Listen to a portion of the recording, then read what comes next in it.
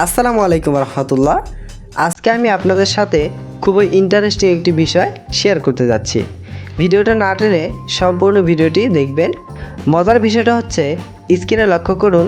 দেখুন, আমি কখনো ঝালমুড়ি বিক্রি করছি, কখনো আবার পড়ার টেবিলে কম্পিউটার সামনে নিয়ে পড়া পড়তেছি, সো কখনো আবার বাজারে মাছ বিক্রি করছি। কি ব্যাপারটা ইন্টারেস্টিং না? সো আপনি আপনার ছবি দিয়ে এরকম ছবি কিভাবে তৈরি করবেন আজকে ভিডিওতে সেটাই দেখাবো। সো চলুন আমরা চলে যাই আমাদের মোবাইল স্ক্রিনে।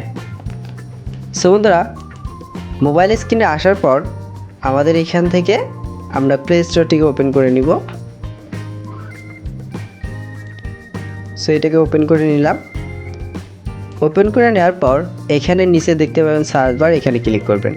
সো ক্লিক করার পর আপনারা এখানে লিখবেন জিমিনি। সো এখানে জিমিনি চলে এসেছে, আপনারা এখানে ক্লিক করবেন। ক্লিক করার পর এইখানে দেখতে পাবেন গুগল জিমিনি। সো আপনারা এই অ্যাপটিকে ইনস্টল করে নেবেন। সো আমার এখানে আগে থেকে ইনস্টল করা আছে, আমি এখন এটাকে ওপেন করে নিব। সো ওপেন করে নেওয়ার সাথে সাথে আপনাদের সামনে এইরকম একটি ইন্টারফেস শো করবে। সো আপনারা এখানে দেখতে পাবেন ইমেজ, এইখানে ক্লিক করবেন। আপনারা যে ছবিটি তৈরি করতে যাচ্ছেন এখানে একটি ছবি আপলোড করে দিবেন। সো আমি এখান থেকে একটা ছবি আপলোড করে দিচ্ছি।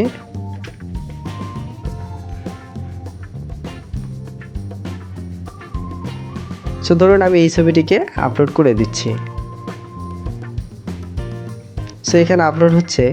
এখানে দেখতে পাবেন ডেসক্রিপশন ইওর ইমেজ, এখানে আপনারা ক্লিক করে আপনাদের যে প্রম্পট রয়েছে সেই প্রম্পটটাকে আপনারা এখানে লিখে দিবেন।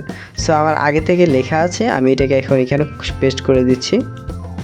সো এই প্রম্পটটি ডেসক্রিপশনে দেওয়া থাকবে, আপনারা কপি করে ট্রাই করতে পারেন। সো এই প্রম্পটটি লেখার পর আপনার এখানে ডান পাশে দেখতে পাবেন সেন্ড, এখানে ক্লিক করবেন। ক্লিক করার পর একটু অপেক্ষা করুন। এখানে দেখতে পাচ্ছেন অনেক চমৎকার একটি ইমেজ তৈরি হয়ে গেছে। আপনারা যদি এরকম ছবি তৈরি করতে চান সো এই প্রম্পটটিকে কপি করে ব্যবহার করতে পারেন। সো বন্ধুরা, ভিডিওটি ভালো লাগলে অবশ্যই একটি লাইক দিবেন। যারা ফেসবুক থেকে দেখছেন তারা পেজটি ফলো করবেন, আর যারা ইউটিউব থেকে দেখছেন তারা চ্যানেলটি অবশ্যই সাবস্ক্রাইব করবেন পরবর্তী সকল ভিডিও সবার আগে পেতে।